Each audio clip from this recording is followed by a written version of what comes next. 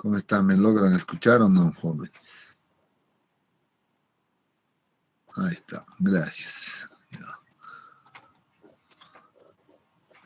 Mm,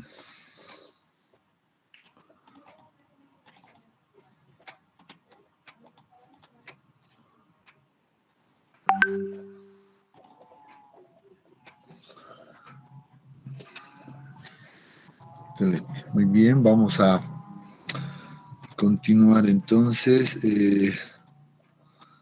Ajá, estábamos. eh, ya, muy bien. A ver, teníamos que ver el cambio de esfuerzos. ¿Me confirman si ya pueden ver la presentación?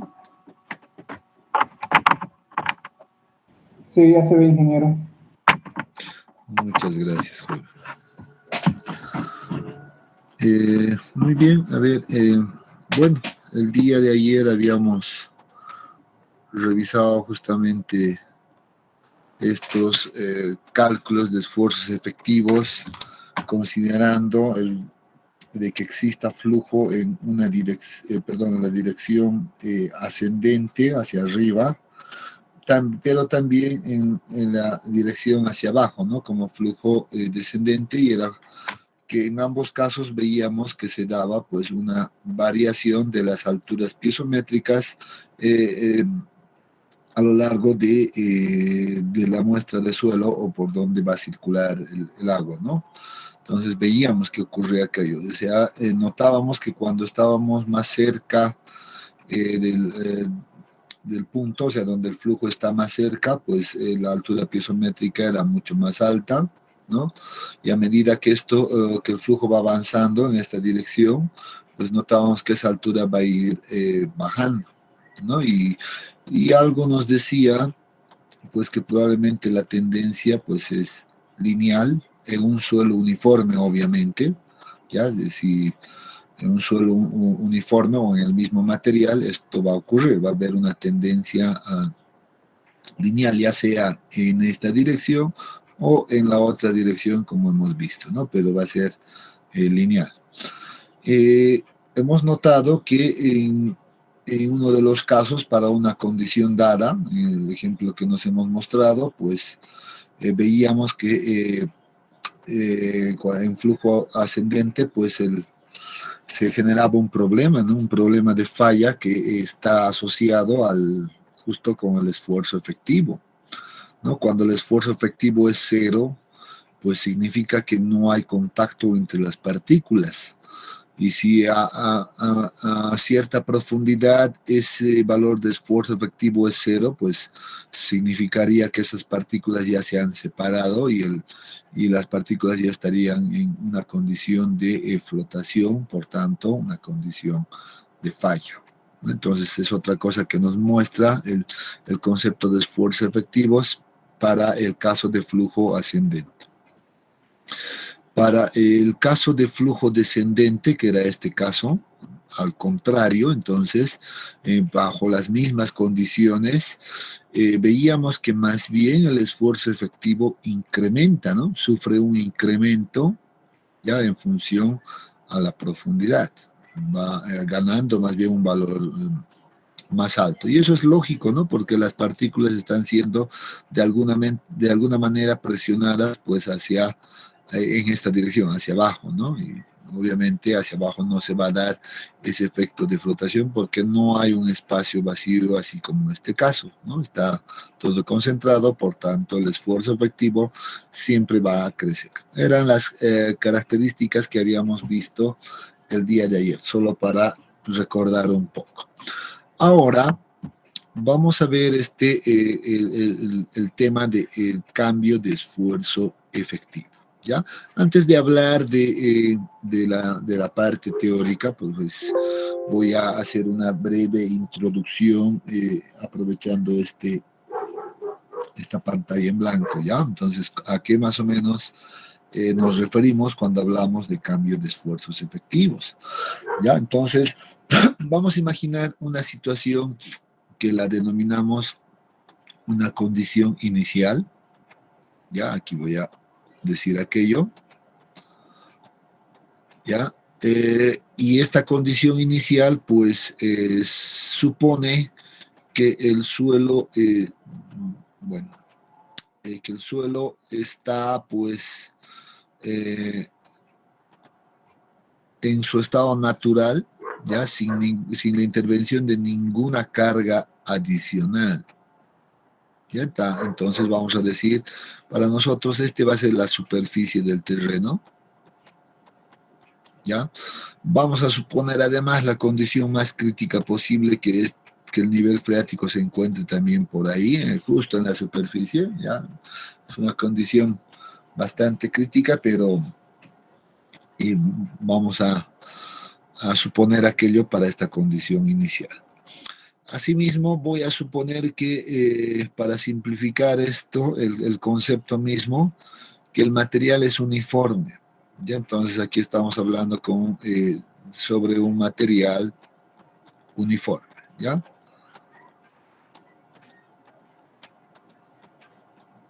Ahí tenemos nuestro material uniforme, no es estratificado, y vamos a suponer que nosotros, por ejemplo, determinamos el esfuerzo efectivo, ¿no? En estas condiciones denominadas iniciales. Entonces, si yo tengo conocido, por ejemplo, el espesor de este estrato, que es H, ¿ya? Y yo quiero analizar, ya sea la mitad del estrato, un pequeño elemento, ya a una profundidad, o si quieren, Z, simplemente como lo hemos visto en los ejemplos anteriores, ¿no? Seguramente que el esfuerzo efectivo va a ser fácil de calcular en este punto, ¿no? Entonces voy a suponer, por ejemplo, que el esfuerzo efectivo acá va a ser igual al esfuerzo total, en realidad, ¿no? Al esfuerzo total. ¿Y cuánto será el esfuerzo total acá? A ver, uno podría indicar, claro que sí, va a ser el peso unitario saturado, ¿no? Entonces, peso unitario saturado multiplica a Z, ¿no? Entonces, eso sabemos. Ese es el esfuerzo total en condiciones iniciales para este punto. Pero sé que el esfuerzo efectivo debe ser la diferencia del esfuerzo total menos la presión de poros. Y la presión de poros acá, ¿cuánto va a ser? Si yo instalo un piezómetro acá, imagino que instalo un piezómetro por acá, ¿ya? ¿Dónde me va a marcar el agua? ¿No? Voy a suponer una condición hidrostática además, ¿ya? Donde no hay movimiento del agua, ¿ya? Va a ser una condición hidrostática.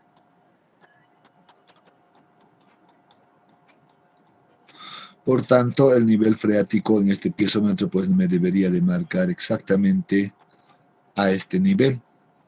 Y la altura piezométrica para esto también sería Z. Por tanto, acá tendría que la presión de poros va a ser igual a la altura piezométrica, que es Z, multiplicado por el peso unitario del agua. Eso ya lo sabemos, ¿no? De concepto ya sabemos calcular aquello. Esa sería la situación inicial para este pequeño elemento ubicado a una profundidad Z. Ahora, si alguien quiere ponerle, por ejemplo, algunos valores, que diga Z es igual a 2 metros, por ejemplo, esto que maneje igual a 40, por ejemplo, no, perdón, 20, estoy ya queriendo darles unos datos que no tienen sentido, ¿no? Que esto tenga un valor de 20, por ejemplo, una condición saturada, y que el peso unitario del agua sea igual a 10, seguro que puede calcular, ¿no? A ver, peso unitario del agua igual a 10 kilonewtons metro cúbico. Seguro que puede determinar un cierto valor, ¿no? Ya si quiere lo hace, y si no, lo dejamos ahí libre. La idea es entender, ¿ya? La idea, y aquí quiero que todos estén atentos, por favor. La idea es entender que esta situación corresponde a una condición inicial, donde el terreno está en un estado natural, por así decirlo, ¿ya? Pero ahora, ¿qué pasa si nosotros hacemos un análisis, ¿ya? El mismo terreno, voy a suponer que estoy en el mismo terreno, pero a la cual la voy a denominar una condición final, ¿ya? La voy a condición, una situación final, una condición final, etcétera. ¿Y en qué va a consistir la situación final? Miren que es el mismo material uniforme, etcétera. No estoy diciendo qué material todavía es, solo estamos diciendo que es uniforme. Vamos a suponer que, por ejemplo, también el agua sigue en el mismo lugar y vamos a posicionarnos también en el mismo elemento, a la misma profundidad Z, ¿no? Estamos viendo la misma situación. Pero ¿en qué va a diferir la situación final de la inicial? En que ahora, por ejemplo, yo le debo aplicar una cierta carga a este terreno. Vamos a suponer que queremos instalar un tanque de almacenamiento, simplemente, ¿no? Entonces, si quiero incorporar un tanque de almacenamiento en la superficie del terreno, vamos a decir que tenga además un eje similar a esto, ¿ya? Entonces aquí va a estar nuestro tanque de almacenamiento, ¿ya? Ese va a ser nuestro tanque. Ya yo en esta zona necesito incorporar un tanque de almacenamiento, ya que va a almacenar, digamos, agua, ¿ya? Y va a tener un límite por ahí, etcétera, etcétera. Pero, ¿qué hace en realidad este tanque de agua? ¿Qué está haciendo?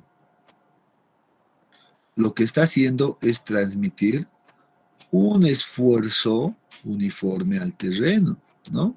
Puede ser en términos de peso, ¿no? El peso del agua más el tanque está transmitiendo una carga al terreno. Esa es mi situación final. Entonces yo puedo decir que esto va a transmitir una carga distribuida en esta zona, por ejemplo, ¿no? Una carga distribuida que la puedo llamar una carga, es habitual llamarle una carga distribuida, una carga Q, ¿no? Que puede ser, por ejemplo, solo se me ocurre que todo el peso, toda la carga que va a distribuir el tanque corresponde pues a un valor de 50 kilopascales, por ejemplo. Esto en presión, ¿no? Si yo lo veo esto en planta, seguramente aquí voy a tener una vista en planta, algo así, ¿no? El tanque puede ser rectangular, cuadrada, no sé, o circular inclusive. Supongamos que es circular, ya por tanto tiene un diámetro. Bueno, aquí lo voy a ver de esta manera, ¿no? Y lo que estamos viendo acá es básicamente el diámetro, ¿no? Es un corte ahí. Y está distribuyendo de manera uniforme en toda esta área, pues, el peso que transmite toda la estructura. La pregunta es ahora, ¿qué creen que ocurre con el esfuerzo efectivo en este punto y ahora en esta condición final? ¿Qué creen que ocurre? ¿Será que se mantiene de igual manera? ¿Será el mismo valor, por ejemplo?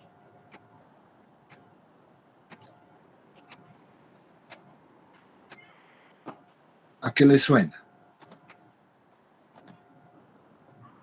Cambia. Seguro que va a cambiar dependiendo también de esto, ¿no? No sé si recuerdan. Voy a hacerlo aquí. ¿Se acuerdan de esto? ¿Qué se llama? Bulbos de presiones. Exacto. Es el famoso bulbo de presiones. ¿no? El famoso bulbo de presiones.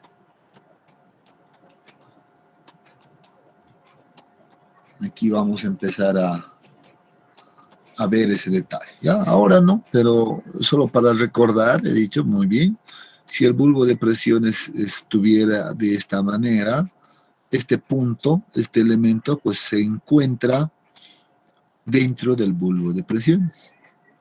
Y ya habíamos dicho del concepto de bulbo de presiones, que todo elemento que esté en esta zona, dentro de esta zona, pues va a sufrir cambios.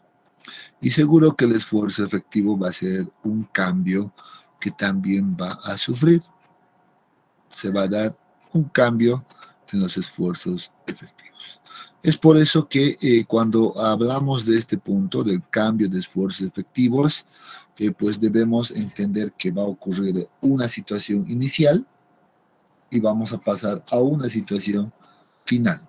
O sea, que para hablar de cambio de esfuerzos efectivos debemos hacer un cálculo o un análisis en una condición inicial y posteriormente debemos hacer en una condición final y ver qué ocurre, cuánto cambia, incrementa, reduce, etcétera, ¿no? Entonces, en este apartado justamente vamos a ver ese efecto del cambio.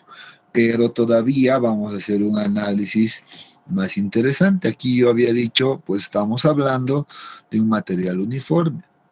Ahora vamos a ver, por ejemplo, y deberíamos de ver qué pasa cuando este material uniforme es una arena. O qué pasa si este material es una arcilla, por ejemplo. ¿No? ¿Qué ocurre? ¿Qué pasa si el material uniforme es arena o es arcilla? ¿Cómo se dará el cambio? ¿En qué afectará? ¿Qué cosas pueden ocurrir? Obviamente ya entendemos que aquí hay una carga que va a hacer que va a cambiar el esfuerzo efectivo. Todavía no sabemos cómo se va a dar ese cambio, pero ya seguidamente pues vamos a ir analizando ese detalle. Entonces, y bueno, aquí el ejemplo yo lo he hecho para un material uniforme, ¿no? Podía yo haber considerado pues diferentes materiales, probablemente aquí haya una capa intermedia, otra, etcétera, etcétera. Pueden haber varias capas, ¿no? Y tenemos que ver, tenemos que ser capaces de calcular nosotros esa variación del esfuerzo efectivo también en función de la profundidad. ¿Ya? Entonces, eso es lo que vamos a hacer. Pero para hacer eso, para hacer este trabajo que, claro, lo he descrito de manera práctica ahora, ¿ya?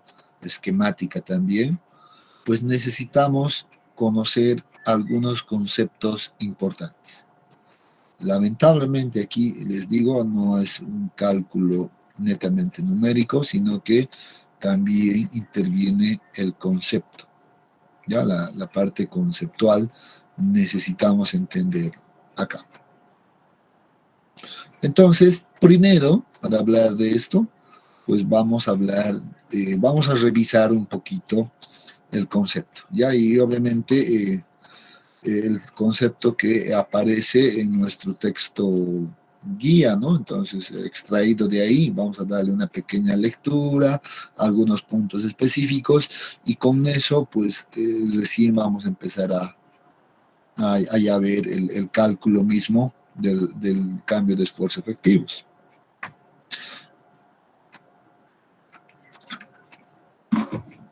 ¿Tuvieran alguna consulta hasta acá? Espero que como introducción esto haya servido para entender aquello. Voy a borrar todo esto. A ver. Y borrar allá. Muy bien. Ahora sí, vamos a hacer la revisión conceptual. Primero, ¿ya? Dice, cuando un suelo saturado está sujeto a un aumento de esfuerzos. Ya hay que entender que ese aumento o incremento de esfuerzo corresponde a la aplicación de algunas cargas, ¿no? Como son el peso de las estructuras, por ejemplo, ¿no? En nuestro caso. Y esto es importante. Dice, entonces el agua, no sé, el agua en los poros del suelo tiende a querer fluir a zonas de menor presión, lo que significa que se produce un aumento en la presión de poros del agua. Miren lo que nos está diciendo, ¿no? O sea que cuando, bueno, el bulbo era que no lo borre, pero bueno, teníamos ahí un bulbo de presiones ahí definido, ¿no es cierto? Ahí estaba la carga, etcétera. Dice el agua que va a estar aquí adentro, o el agua que estaba acá, pues sufre un incremento rápido por la aplicación de esta carga aquí. Y el agua que está aquí, pues empieza a buscar unas zonas de menor presión. Y obviamente las zonas de menor presión van a estar fuera del área del bulbo de presiones, ¿no? Entonces van a empezar a querer salir así en todas las direcciones. Así, el agua, ¿no? Debido a la presión de poros, pues va a intentar salir así a otras zonas, ¿ya? Y aquí lo importante, ¿no? Dice, la velocidad del flujo, o sea, la velocidad con la que el agua va a salir de toda esta zona, depende de ese parámetro importante que es la permeabilidad, o el coeficiente de permeabilidad, o el coeficiente de conductividad hidráulica, que también así se la conoce, pero en realidad todos recuerdan seguramente como un valor de K ahora, ¿no? Entonces depende mucho de aquello. Y ahí viene la primera diferencia, ¿no? Dice, en el caso de las arenas y gravas, en el caso de las arenas y gravas, el flujo de agua es rápido, ¿no? O sea que el agua de aquí, voy a aplicar la carga y el agua sale rápidamente. Eso me está diciendo. El agua es rápido debido a que estos suelos son muy permeables, o sea, además se consideran como suelos permeables. Mientras que en el caso de que si el suelo fuera arcillas o limos, el flujo del agua es lento, o sea que cuando estamos con arcillas aquí se genera un exceso de presión de poros que se va a mantener por un determinado tiempo todavía, ¿no? Entonces, ¿por qué se da esto? Porque estos suelos arcillosos son suelos, pues, poco permeables, ¿no? O sea, no digo impermeables porque en función al tiempo, esto en varios años, bueno, no sé, meses, años, etcétera, el agua va a salir, pero muy lentamente, pero va a salir de acá. Pero para el cálculo del cambio de esfuerzo efectivo debemos considerar esa situación posible en el caso de las arcillas. Y hay que ver cómo afecta al cálculo de esfuerzo efectivo. Ya, entonces estén atentos a ese detalle. Si es arena, no hay problema, dice, reitero, el agua sale rápidamente y, bueno, no se genera un incremento en la presión de poros. El agua salió rápido y, bueno, entonces los cambios se dieron rápidamente. ¿Seguro? Simplemente ese detalle, ¿ya? El comportamiento ingenieril, dice, en suelos saturados de grano fino, ¿ya? Y cuando hablamos de grano fino hacemos referencia a las arcillas y los limos, ¿ya? Esto es importante, ¿ya? Dice, deriva de la interacción entre estructura esquelética, bueno, la estructura esquelética del suelo, que es la que se va a comprimir o se va a deformar en realidad, toda la parte sólida es la que sufre esas compresiones o deformaciones, ¿ya? Y el agua en los poros relativamente incompresible. Esta es una hipótesis. El agua ya se considera para este caso que no se deforma, es incompresible, se dice. ¿Ya? Entonces una hipótesis válida para tener en cuenta. Ahora, Los cambios rápidos en las cargas externas no producen un cambio inmediato en el volumen del suelo, debido a la resistencia al desplazamiento del agua en los poros. Por lo tanto, la configuración estructural del suelo no cambia inmediatamente. Sin embargo, al transcurrir el tiempo, el agua en los poros va acumulando, más bien va evacuando a zonas de menor presión, ¿ya? A zonas de menor presión, lo que provoca cambios en la configuración de la estructura del suelo que provocan cambios de volumen en el suelo. Este fenómeno se conoce con el nombre de consolidación de suelos y se lo entenderá mejor, dice, en el análisis de un modelo mecánico que simula el comportamiento de un suelo sometido a un rápido cambio de esfuerzos. Lo que trata de decirnos todo este párrafo es lo siguiente. Ya voy a tratar de decirlo en mis palabras, así como se entiende y como deberíamos manejarlo. ¿Ya?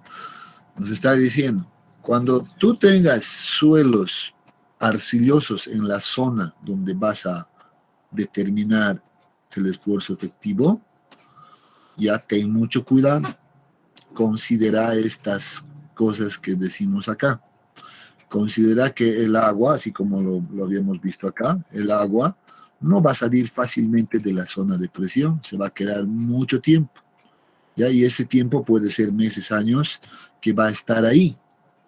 Y eso significa que se genera un incremento de presión de poros en esa zona. ¿No es cierto? Entonces el esfuerzo efectivo debe considerar, más bien, o el cálculo del esfuerzo efectivo debe considerar este efecto del incremento de presión de poros. Si no consideras eso en suelos arcillosos, reitero, ¿ya? Tu cálculo va a estar mal. No la puedes hacer esos cálculos como lo hemos visto aquí, por ejemplo, ¿no? Así de simple, ¿no? Ahí ya no funciona ese detalle. Haciendo claro la teoría, haciendo vas a tener mucho cuidado con este incremento de presión de poros. Ya es todo lo que básicamente puedo resumir en realidad de todo esto, ¿ya? Se va a dar, dice, en mucho tiempo, esto se va a hacer cero, en mucho tiempo, pero ese proceso, por eso se denomina consolidación de suelos. Ha sufrido un cambio por consolidación de los suelos. ¿Ya? Entonces, eso en cuanto a los suelos de grano fino, que son las arcillas y los limos. ¿Ya? Por tanto, ya como estamos hablando de tiempo, he incorporado ese contexto tiempo, no he dicho que puede ocurrir en mucho tiempo o puede ocurrir rápidamente, ya. En el caso de las arenas, pues va a ser un caso bastante rápido esos cambios, no va a haber mucho problema. Pero en el caso de las arcillas, pues debemos tener esa consideración. Debido a aquello, se define condiciones de análisis o condiciones de cálculo de esfuerzos efectivos, ya denominados condiciones a corto plazo o condiciones también se las denomina no drenadas. O sea, que estamos hablando de que vamos a hacer un cálculo casi inmediatamente después de aplicar la carga. ¿No? Aquí tengo, por ejemplo, mi superficie, yo aplico la carga y, bueno, ni bien termine de construir esto, debería de analizar cómo está el esfuerzo efectivo ahí. A eso se refiere cuando hablamos de una condición a corto plazo, casi inmediatamente después de la finalización de la construcción, por ejemplo. ¿Ya? O también se denomina, o esta situación podemos analizarlo, dice, o de conocerla como una condición no drenada, porque en este tiempo corto ya el agua no ha drenado o no ha podido moverse todavía a otra zona, ¿no? Pero es característico de esta condición a corto plazo lo siguiente, ¿ya? Estas condiciones se presentan cuando un suelo se produce un incremento de esfuerzos que provoca que el agua tienda a fluir hacia afuera y este flujo de agua en los poros es obstaculizado debido a que el suelo es poco permeable, lo que ya hemos dicho. Las arcillas tienen esta característica, como en el caso de las arcillas y los limos. Pero, dice, también se presenta o puede presentarse este caso cuando el ritmo de aplicación del incremento de esfuerzos es demasiado rápido y no permite el flujo de agua en los poros. Es menos probable esto, pero es una posibilidad. Pero lo más tal vez característico de un análisis en condiciones a corto plazo, pues está relacionado con las arcillas y los limos. Debemos asociarlo entonces de esa manera. Tenemos otra condición que la denominamos condición a largo plazo o también condición drenada. ¿Ya? Estas condiciones, dice, se presentan cuando el suelo se produce, o cuando en un suelo se produce más bien un incremento de esfuerzos que provoca que el agua tienda a fluir hacia afuera y este flujo de agua en los poros fluye casi sin ningún obstáculo, debido a que el suelo es muy permeable, ¿no? El agua circula fácilmente, como en el caso de las gravas y las arenas. O sea que el análisis o el cálculo del esfuerzo efectivo en condiciones a largo plazo es característica para gravas y arenas.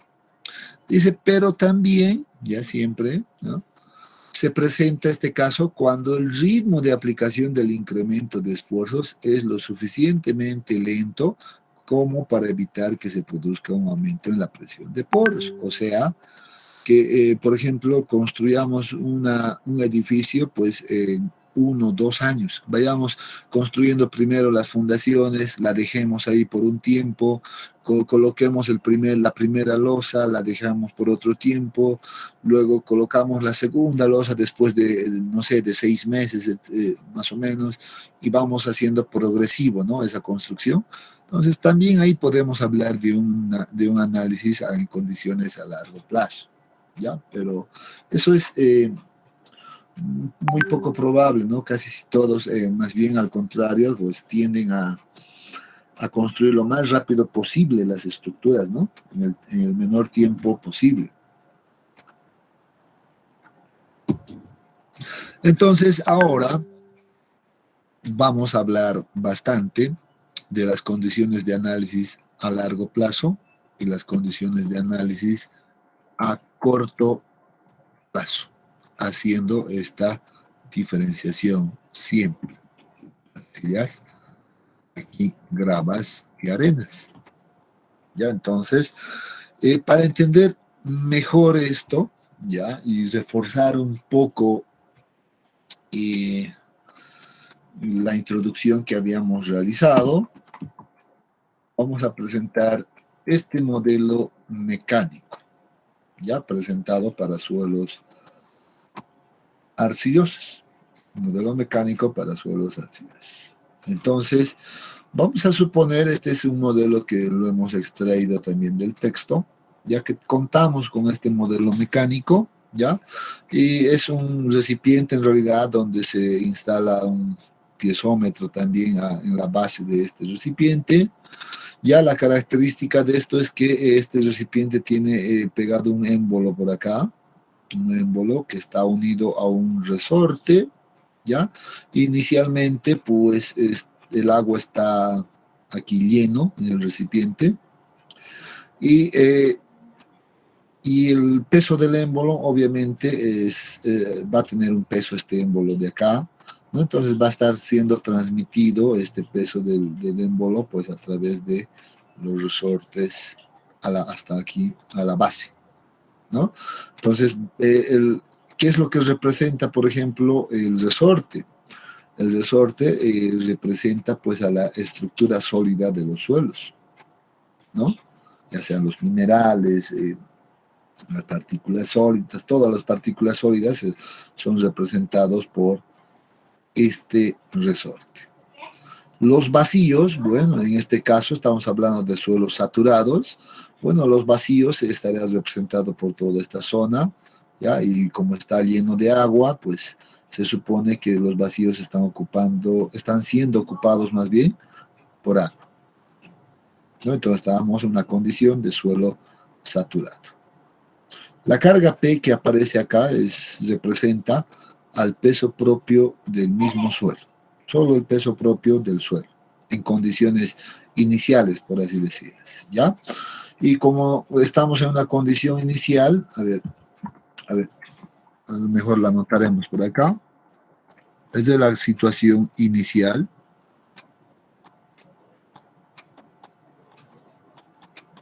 ¿ya? El del terreno, si yo quisiera, podría hacer la representación como la he hecho en la introducción. Esta era mi situación inicial, tenía un suelo uniforme, había hecho un análisis, por ejemplo, a un punto, de un punto ubicado a una profundidad Z, el agua estaba aquí completamente saturado, ¿recuerda? Entonces, estaríamos en este modelo, pues representando esta situación inicial. ¿Ya? Entonces vamos a decir, muy bien, en este caso, el esfuerzo efectivo puede ser calculado seguramente de la siguiente manera. En este caso, el esfuerzo efectivo, para este caso, solamente va a ser transmitido, pues, este peso que representa el peso propio, ¿no? Aquí hay un error, este no es P. Ya en realidad aquí deberíamos de decir que el incremento en la presión de poros, este es un error, no sé por qué aparece ahí, se me ha pasado, es igual a cero. O sea, una condición inicial, aquí la presión de poros tiene un cierto valor único, por tanto el incremento en la presión de poros pues es igual a cero, no hay ningún incremento adicional que se produzca en estas condiciones. ¿Ya? Estamos viendo que este émbolo tiene unos orificios en la parte lateral, ¿ya? Y son unos orificios que pueden ser considerados, por ejemplo, pequeños, ya que van a representar, por ejemplo, a la conductividad hidráulica del material. O sea, si es muy pequeño, esto será representará la conductividad hidráulica de las arcillas. Si este orificio es más grande, pues representará la conductividad hidráulica de las arenas, ¿no? Entonces, esa es la idea de este modelo mecánico. Tratar de reproducir las condiciones naturales del terreno en este pequeño esquema, ¿no? Y ahora empecemos a ver lo siguiente. ¿Qué pasa si ahora tenemos una situación donde nosotros incrementamos una carga, que es lo que generalmente hacemos, ¿no? Le ponemos una carga a la condición inicial. Si me vengo por acá, bueno, estoy aquí en el terreno, este está saturado, etcétera, es mi estrato uniforme, aquí está mi elemento a una profundidad Z, etcétera. Pues ahora lo que estoy suponiendo es que le estoy colocando una cierta carga aquí al terreno. Eso estoy imaginando en este modelo y que para este caso, bueno, está representado por delta P, ¿no? Eso estoy haciendo. Entonces dice, vean que estamos analizando el caso de los suelos arcillosos, ¿no? Entonces, si ocurre esto, dice, ni bien le he aplicado esto, bueno, o sea, como le he aplicado recién, es inmediato, entonces esta situación puede ser conocida como una condición a corto plazo. Aquí está.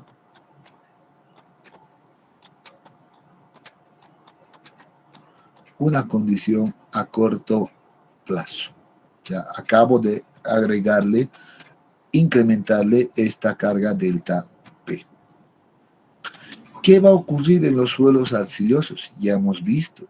¿no? Les he mostrado hace un momento. Se va a generar una zona de presiones seguramente por acá, etcétera. Voy a tratar de volverlo a dibujar de esa manera, ¿no? Tenemos ahí un bulbo de presiones. Y en las arcillas, como ya habíamos dicho, se tiene la característica de aquí se genere un incremento en la presión de poros. ¿Ya? Entonces, volviendo al modelo ahora, decimos muy bien, en este caso, como hemos incrementado aquí este delta, pues vean que para empezar la altura piezométrica acá ha subido en este piezómetro. Se encontraba acá al inicio, bueno, ahora ha subido hasta acá, ¿no? Y ha generado un incremento delta P sobre el peso unitario del agua, ¿no? Entonces, esta es la altura piezométrica, ¿no? Entonces, ¿cuál sería, en este caso, si uno recuerda la ecuación de presión de poros? A ver, ¿quién me dice? ¿Cuál es la ecuación de presión de poros?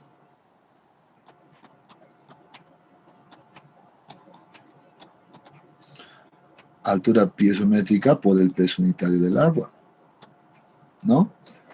Entonces, estoy viendo acá que la altura piezométrica ha crecido. Si despejo altura piezométrica de acá, vean que va a ser, debería de ser presión de poros dividido entre el peso unitario de agua.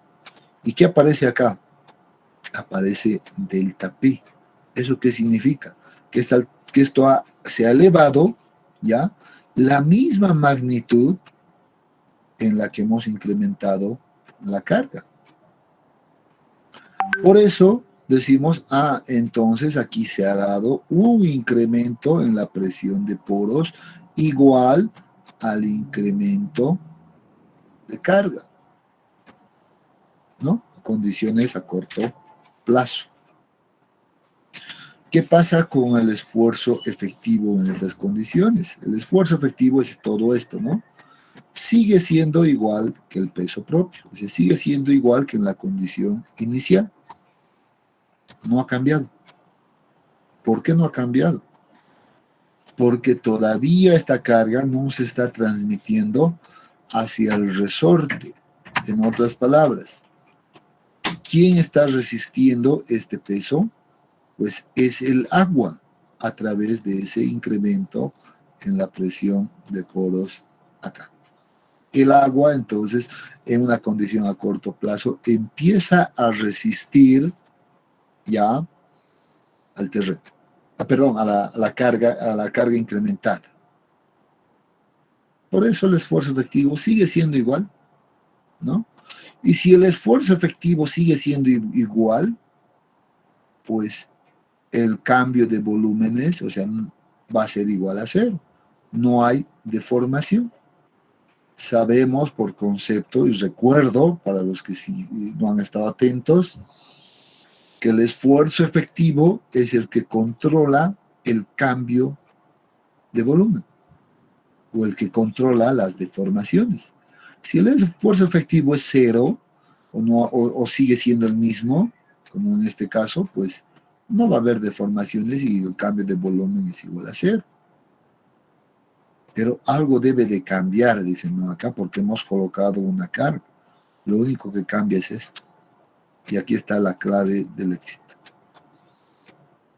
Uno debe tener en cuenta este detalle para el cálculo. Entonces, ¿cómo concluimos?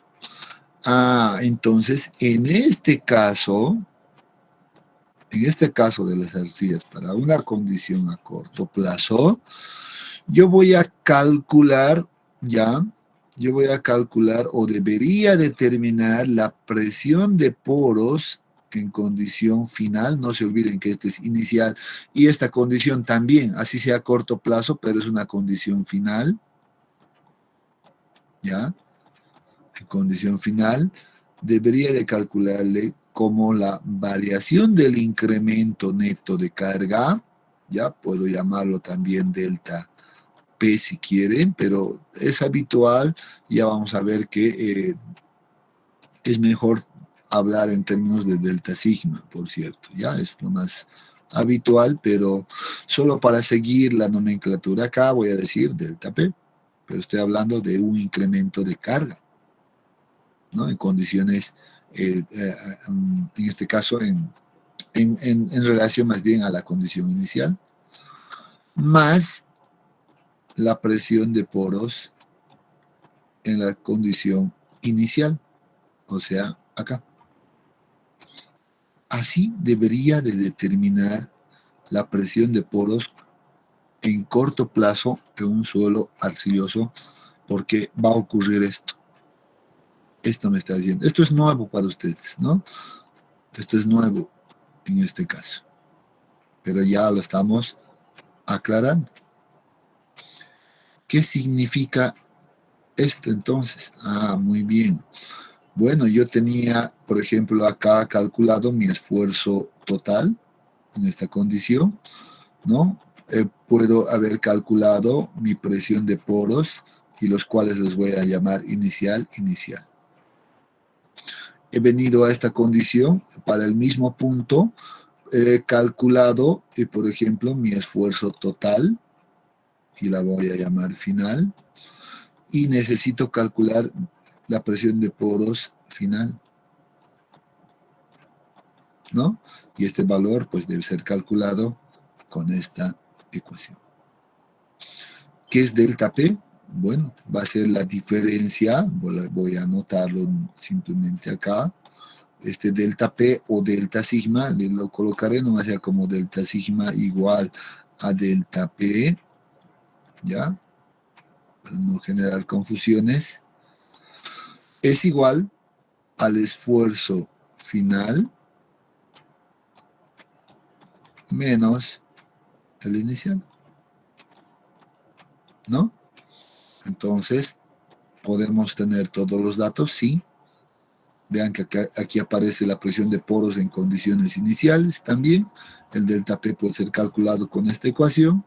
Y entonces ya tenemos todos los datos para calcular la presión de poros en condiciones finales. Ahí hay que tener mucho cuidado cuando estamos con suelos arcillosos. Corto plazo. Listo. ¿Qué pasa en la condición a largo plazo? Veamos qué ocurre en una condición a largo plazo. Largo plazo significa que ha pasado mucho tiempo, el tiempo necesario para que el agua salga hacia afuera de esta zona, ¿no? Y eso generalmente se la considera, bueno, está volcado, debería de ser un tiempo infinito, ¿ya? Mucho tiempo significa nada más. Cuando eso ocurra, o pase mucho tiempo, bueno, el agua habrá fluido completamente y el incremento de presión de poros pues se va a hacer nuevamente cero. Por eso el nivel del agua aquí se representa pues como en la situación inicial, o sea, vamos a volver nuevamente casi a la posición inicial. Y vean que en este tiempo, dice recién, ya en este tiempo, el esfuerzo efectivo, que es esto, va a ser igual al peso propio P, ¿no? Más el incremento que se colocó en la estructura, ¿no? Y aquí a largo plazo vamos a decir recién que el cambio de volumen, pues, es mayor a cero. O sea, se han producido deformaciones, si quieren. ¿No ve? Aquí se han producido muchas ya deformaciones, o los asentamientos, como se las conoce. Entonces, en esta condición a largo plazo, si el incremento de presión de poros es igual a cero, ¿cómo debería calcular la presión de poros final acá? Nuevamente, estamos en la misma zona, mismo ejemplo, aquí ya está la carga delta P, etcétera, ¿no? Solo voy a repetir esto para que quede claro. Estamos analizando en el mismo punto a una profundidad Z, etcétera, etcétera, ¿no? ¿Qué pasa en esta condición a largo plazo?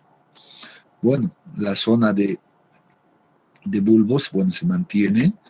Bueno, el agua que estaba acá, que teníamos un valor de delta U mayor a 0, ¿ya? Bueno, aquí delta U se hace igual a 0, ¿no? Delta U se hace igual a 0. Y esto entonces nos dice muy bien, para una condición a largo plazo nuevamente, nosotros calculamos aquí el esfuerzo total, la presión de poros final. Y aquí viene el detalle.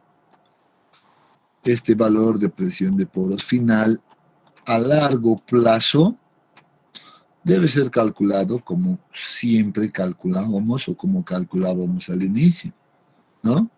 Vamos a calcular con, por ejemplo, la altura piezométrica que me mida multiplicado por el peso unitario del agua. Ahí viene la diferencia. Debo utilizar esto para una condición a largo plazo y esto para una condición a corto plazo. Así de concreto. Suelos arcilosos.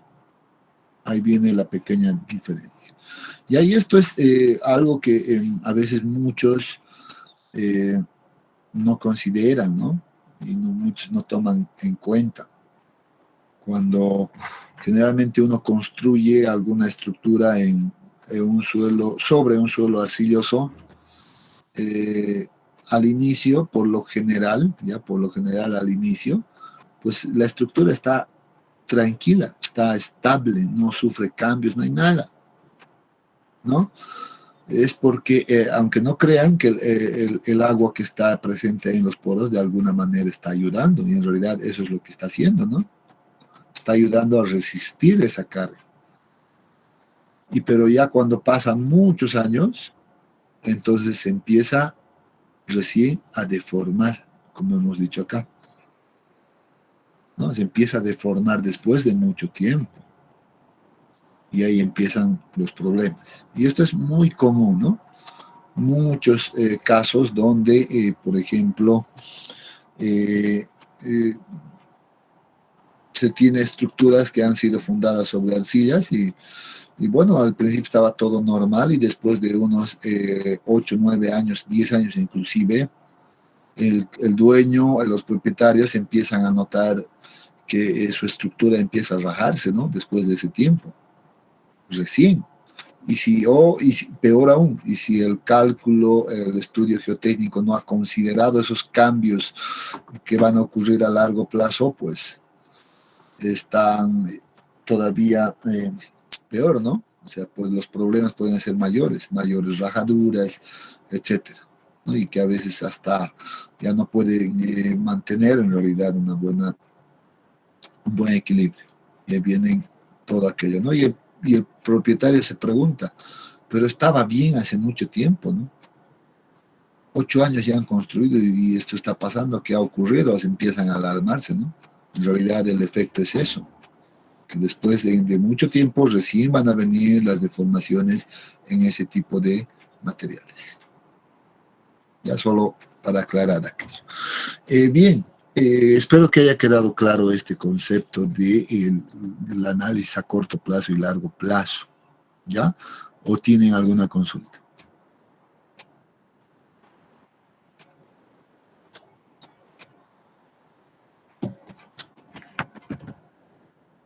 Todo claro. Excelente, muy bien. Entonces espero haber sido lo más claro posible. No se olviden de estas ecuaciones, ya, cómo calcular al corto plazo, largo plazo, etc. Cuando tenemos arenas, pues ya el problema no existe, ¿no? Suelos arenosos tienen la ventaja de tener la conductividad hidráulica bastante alta, ¿no? Bastante alta, está arriba. Eso significa que el agua fluye rápidamente y en ningún caso, vean, en ningún caso, ni a corto plazo ni a largo plazo, pues vamos a tener incrementos de presión de poros. Siempre va a ser cero. Bueno, eso debería de ser inicial, aquí hay un error, Este debería ser inicial y este debe de ser infinito ahí. Pero vean que ya desde el inicio, que sea a corto plazo, con la misma idea anterior, corto plazo o largo plazo,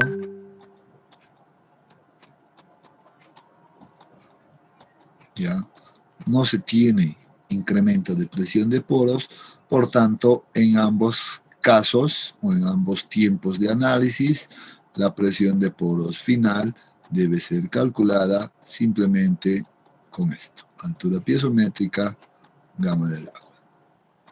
Así de simple en las arenas. No hay mayor detalle, no es ni siquiera prudente que pues hablemos al respecto, ¿no? Los cambios se van a producir inmediatamente, o sea, las deformaciones se van a producir inmediatamente se aplique la carga o el incremento de carga. No se genera en ningún caso pues el incremento de presión de poros, ¿no? Si a corto plazo ya ha sufrido los cambios, pues a largo plazo, ¿qué va a pasar? Bueno, se mantiene nomás, ¿no? Se mantiene como está. Por eso el esfuerzo efectivo a corto plazo ya considera, está tomando ya al incremento de carga, a largo plazo lo propio. El cambio de volumen a corto plazo ya se dio. Bueno, a largo plazo probablemente aumente un poquito más, pero es insignificante, ¿no? Entonces ya aquí los cambios se han producido. Esa es la diferencia entre hacer un análisis en un suelo arenoso y en un suelo arcilloso, por ejemplo. En las arcillas hay que tener un poco de cuidado con este elemento. ¿Ya? Y bien, pues ahora lo único que nos falta es pues hablar de lo último, los tipos de carga que existen, ¿ya? Y ya hemos visto el análisis a corto y largo plazo, esto lo vamos a ver rapidito, ¿ya? Entonces, cuando hablamos de tipo de carga, generalmente, no está acá, ¿ya? Hablamos de dos cargas principalmente, ¿ya? Esto lo vamos a hacerlo bastante rápido. Vamos a tener, por ejemplo, solamente un estrato igual para que esto sea bastante fácil de entender, ¿ya? Y vamos a tener una carga, por ejemplo, que se va a distribuir a lo largo o a una distancia bastante larga sobre la superficie, ¿ya? Esta distancia va a ser sumamente larga. A este tipo de cargas, en realidad, ya este tipo de carga que se aplica, pues se la denomina carga infinita.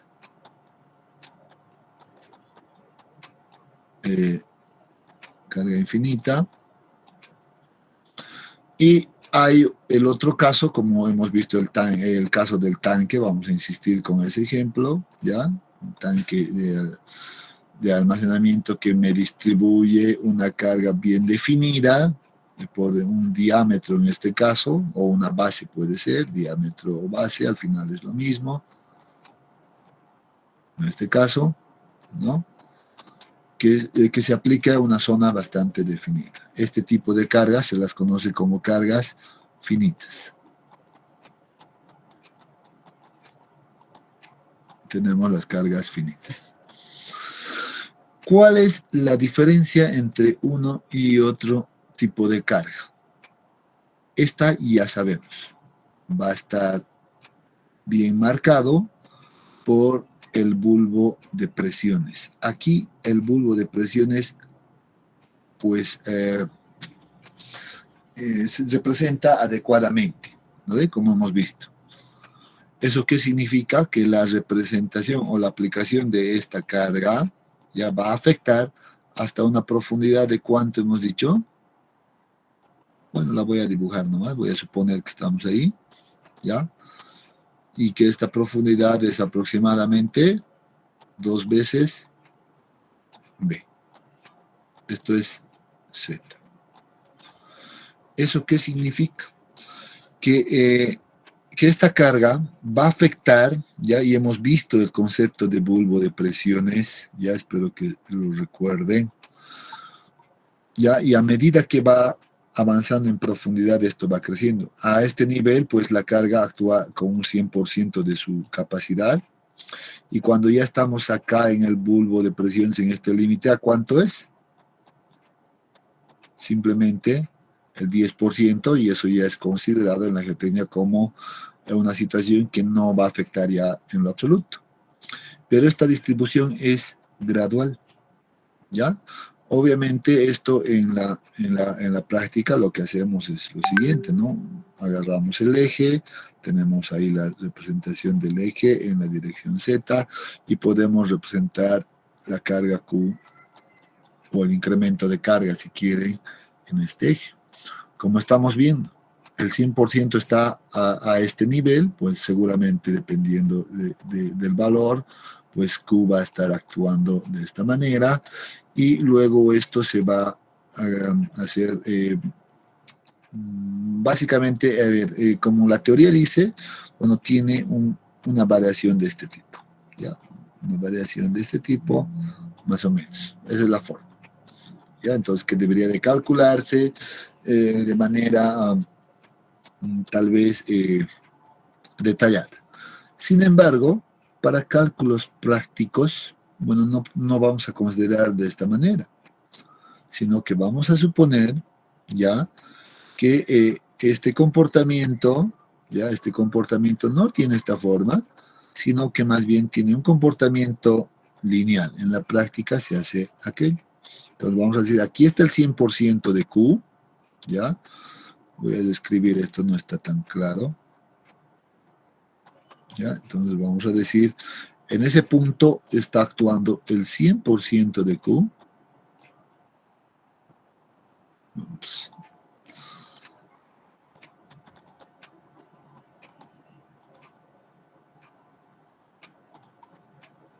Ahí está, 100% de toda la carga en este punto. Y como ya sabemos, a 2 veces B, ya a 2 veces B, va a estar actuando, ¿qué cosa? Así va a ser un comportamiento lineal. Aquí vamos a tener el 10% de la carga. Esto es lo que vamos a considerar. Comportamiento lineal. Entonces aquí tienes una especie pues de distribución de presiones uniforme que se va a generar debido a la carga que tenemos, ¿no? Entonces, seguro que es posible, ahora como tenemos un comportamiento lineal, determinar pues, por ejemplo, cuánto le corresponderá a este nivel, ¿no? Cuánto de carga estará actuando acá. El 100% de Q es dependiendo del mismo valor. ¿Cuánto estará acá? Y cuánto será también a una profundidad de 2 veces Z. Entonces, podemos nosotros encontrar pues la influencia de esta carga en función a la profundidad, pues de esa manera, suponiendo que tiene un comportamiento lineal, o sea, hacemos una relación de triángulo seguramente acá, ¿no? No tiene aquí, bueno, esto no es una clase de geometría, pero bueno, ahí puede hacer una relación de triángulos, hacer la diferencia del 10%, acá la diferencia, y aquí tenemos pues un triángulo perfecto y a partir de aquello pues encontrar estos valores a cualquier profundidad. Y ese es el valor que debe agregarle en condiciones finales, obviamente, ¿no? Debe agregar al cálculo del esfuerzo total. Ya seguro que esto lo vamos a ver un poquito más con algún ejemplo, pero así se debe calcular. La diferencia cuando estamos con cargas infinitas, y esto ya para cerrar este punto, es sumamente simple. Cuando la carga es infinita, ahí sí, nos olvidamos del bulbo de presiones, ¿ya? Porque se supone que esta carga está actuando en una longitud bastante larga, ¿ya? Y por tanto, la influencia de la carga infinita a lo largo de la profundidad Z para cualquier punto, ya para cualquier punto, siempre va a ser del 100% de la carga Q. En cualquier punto, en cualquier profundidad, siempre se considera como el 100% de la carga Q. Y esto, bueno, esto hace mucho más simple, ¿no? Entonces, para calcular el esfuerzo total, por ejemplo, uno puede simplemente sumarle lo que vale esto. Si esto vale 50, por ejemplo, ¿no? Entonces, al esfuerzo total que calcule a este punto, le sumo un 50. Al esfuerzo total que calcule en este punto, le sumo otro, el mismo 50, y así se debe determinar en el caso de cargas infinitas. Pero mucho cuidado con esto. Aquí no pasa.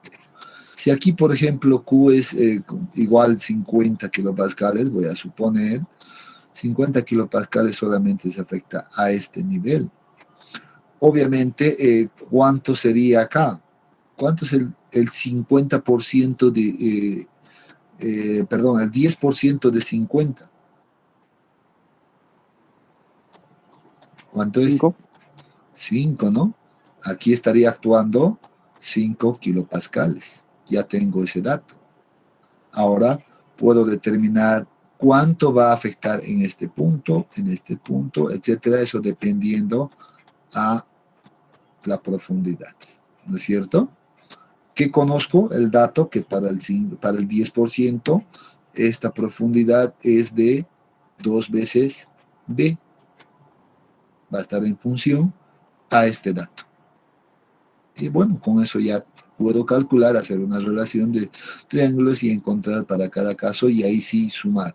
Calculo el esfuerzo efectivo para este punto y le sumo lo que le corresponde.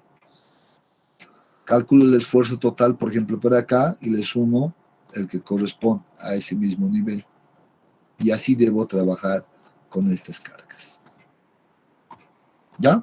Entonces, bien, jóvenes, si tienen alguna duda, adelante, o caso contrario, pues mañana continuamos a partir de acá.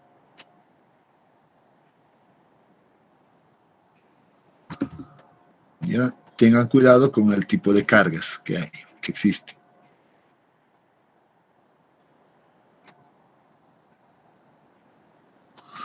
Bien, creo que no hay consultas. Bueno, vamos a quedar acá entonces.